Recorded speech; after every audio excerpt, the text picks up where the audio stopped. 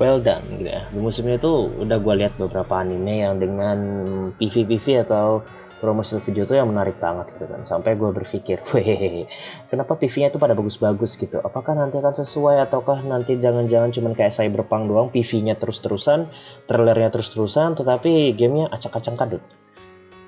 Lagi-lagi gue terpesona dengan salah satu trailer dari anime ini. Ya, tadi gue barusan saja nonton. Judulnya itu panjang banget dah, kayak testis cowok ya. Kyokyokyu Shinka Shita Full Dive RPG ga Genjutsu Yorimo Kusoge Datara. Bahasa Inggrisnya Full Dive The Ultimate Next Stegen Full Dive. Ah, panjang kali kayak titit. Jadi di sini gue mendapati sebuah cerita yang sangat seru dan juga sangat ampas juga gitu kan. Lagi-lagi konsepnya tuh main game yang dimana dunia tuh harusnya science fiction, tapi di sini nggak jelaskan ini tentang teknologi dari gamenya itu yang menurut gue sangat tidak masuk akal gitu kan. Gimana ceritanya Anda duduk di kursi lalu tiba-tiba Anda bisa masuk ke dalam dunia game? Jadi menurut gue konsep seperti Nevergear yang seperti Sword Art Online itu jauh lebih waras gitu kan. Gak kayak di sini duduk di kursi. Gue kira itu tadi kursi pijit loh, ternyata kursinya itu pergi ke dunia game. Yang lebih parahnya lagi depan kursi itu tuh ada laptop gitu kan. Jadi di sini gue masih bingung kesenambungannya dari konsepnya seperti ini. Tapi oke lah ya, menurut gue konsepnya sudah sama sekali nggak penting. Karena lagi-lagi nih anime pure jualan waifu. Seperti yang kalian tahu sendiri, waifu di anime ini tuh bersama Kisaragi Reona. Bahkan gue sudah ancang-ancang yang gambar yang gue save ini akan menjadi thumbnail untuk video kali ini gitu kan. Nah, nih si siapa namanya? Kisaragi Reona ini dengan sangat jelas gue menyadari kalau seiyunya adalah Taketatsu Ayana. Dan juga untuk si MC, Yukihiro, itu seiyunya adalah Yamashita Daiki. Bagi yang nggak tahu, Yamashita Daiki itu juga seiyu dari anime Oresuki dan dia memerankan MC juga, yaitu si Joro. Dan dia juga memerankan anime yang nanti akan rilis, yaitu Ijiri Naide Nagatoro-san sebagai senpai. Oke lah, gue langsung aja ke review animenya. Untuk episode pertama, menurut gue isinya cuma komedi doang gitu kan. Untuk jalan ceritanya pun, gue masih gak ngerti ini nanti kemana. Dan gue juga bukan tipe, bukan nonton lagi baca manga apa light novelnya. Karena gue nggak baca dari kedua source adaptation tersebut. Jadi untuk ceritanya, gue masih bingung, ini mau dibawa kemana gitu. Oke lah, ke dunia game. Ini main game, bukan ke dunia game ya. Ini main game, bukan ke dunia game. Kalau ke dunia game itu mungkin seperti Hametsu Flag yang dia tuh tiba-tiba pergi ke isekai, tapi isekainya itu dunia game. Tapi ini dia cuma main game. Artinya kan harusnya bisa balik ke dunia dia sendiri. Mungkin konsepnya seperti Kuma Kuma Bear itu. Ya, yang jadi pertanyaan satu di sini, ini mau ngapain ceritanya? Mau menyelesaikan gamenya atau nanti mau fokus terhadap perkembangan cerita dari masing-masing karakter? Karena sebelumnya itu gue ingin ngebandingin ini anime dengan anime Netoge no Yume yang udah rilis 5 tahun lalu yang dihandle oleh Project Number 9. Di situ kan dia sudah bagus tuh, konsep ceritanya adalah RPG MMO, multiplayer massive online. Tapi di situ bakal lebih intrik-intrik ceritanya itu kepada perkembangan tiap karakter. Dan di situ gue nggak bisa nyangka dari awal cerita. Nah, kembali lagi di sini. Anime ini gue nggak tahu bakal ngusung harem romance komedi apa enggak, atau misalnya ada romance-romansnya atau enggak. Tapi dari waifu yang telah diperlihatkan yang sudah lihat sendiri, ada Imoto, ada Osana Jimi, ada Kang jual lagi, Kang jaga toko game. Ini agak terlalu random untuk dijadikan anime bersetting komedi romance. Jadi gue mengatakan anime ini lebih ke pure komedi daripada penggambaran untuk masing-masing karakter gitu. Mungkin karakter nanti nggak terlalu berkembang banget, tapi komedinya bisa kita nikmati dengan puas gitu. Pertama di sini komedinya itu gue harus nyari-nyari dulu.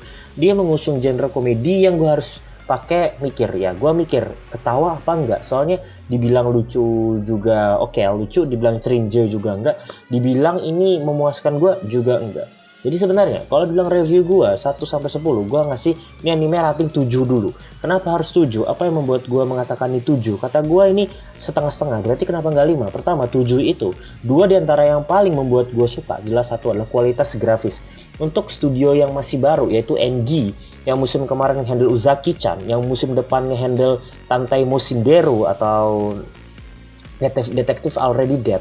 Ini adalah sebuah perkembangan yang luar biasa. Cuman ada satu hal atau beberapa hal yang harus gue garis bawain, yaitu tentang desain karakter yang menurut gue frame rate-nya masih terlalu minim ya, masih 20, nggak bisa mencapai 25. Padahal gue berharap untuk frame rate ini yang ditingkatin lagi gitu kan, seperti anime action. Bukan berarti gue mengatakan ini kan bukan anime action bang, jadi nggak usah dong frame rate yang tinggi.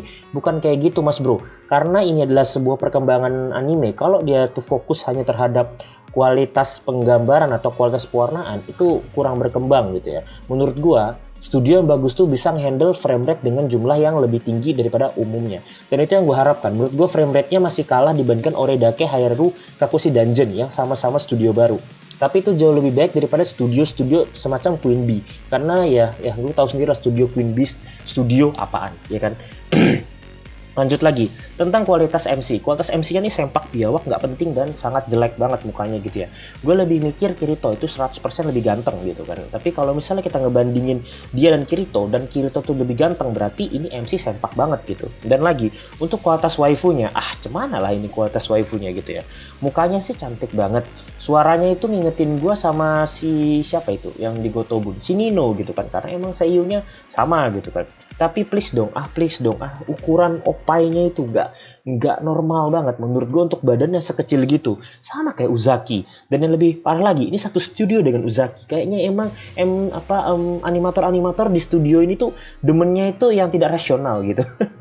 Sorry NG staff ya. Yang penting gue akuin desain karakternya bagus, tapi gue harus kasih tahu mungkin dibandingin frame rate-nya ya. Karena gue gini loh, gue sudah melihat di sini di My Anime List, ternyata yang gue tonton itu adalah was streamed in advance. Jadi kan sudah di streaming tanggal 31 Maret, regular broadcastnya itu pada tanggal 7 April. Jadi gue harus minta maaf dulu, ternyata yang tayang itu adalah versi streaming ya, yang mungkin kualitasnya turun, bukan versi yang regular broadcast. Karena yang teman-teman tonton itu rata-rata tuh regular broadcast. Ada juga yang pre-air. Kalau pre-air tuh jelas ya kualitasnya lebih rendah, frame rate-nya juga lebih rendah. Tapi kalau regular broadcast itu pasti lebih bagus. Jadi sini gue minta maaf dulu, ternyata yang gue tonton tuh masih was streamed in advance. Tapi gue harus kasih tahu, karena kemungkinan besar yang di streamingkan dan juga regular broadcast itu punya kualitas yang sama untuk bagian frame rate. Tapi nanti bakal gue tonton ulang dan bakal gue update lagi review gue. Karena kemungkinan besar gue akan nge-review banyak anime musim ini setiap episodenya. Dan nanti di akhir musim gue akan usahain bikin alur ceritanya di channel Ars Anime. Yang nanti channel tersebut bisa teman-teman dapatin di deskripsi untuk link channelnya gitu kan. Oke lah, sampai mana tadi kita ngomongin waifunya udah ya kan, ngomongin jalan ceritanya udah gitu kan, ngomongin konsepnya udah, apalagi ya itu adalah seiyunya. Pertama yang harus gue kasih tahu, Takeketsu Ayana itu populer karena memerankan karakter-karakter yang menurut gue itu tsundere. Contoh, Akone-chan dari Kiss Exist. Contoh lagi, Itsu, siapa namanya ya, Kotori dari Dead or Alive. Lalu apa lagi? Contohnya lagi Suguha dari Sword Art Online. Menurut gue, suara Takeketsu Ayana lebih cocok di sono. Tapi ketika memerankan cewek dengan bobs yang super besar dan juga tipe-tipe onesan, bukannya tidak cocok. Cuman karakternya itu badannya kalau bisa lebih gede lagi, cem-cem onesan beneran gitu. Ya, gue sih puas aja gitu. Gue puas aja. Tapi anime ini akan berakhir jadi jualan fetish dong, bukan jualan story yang bagus atau jualan konsep yang berbeda. Emang konsepnya berbeda, tapi menurut gue susah dipahami. Emang kualitas grafisnya bagus, tapi itu wajar, bukan yang terbaik juga musim ini gitu. Kalau waifunya pasaran banget bos gitu kan, jadi nggak ada yang bener-bener gue gitu gitu.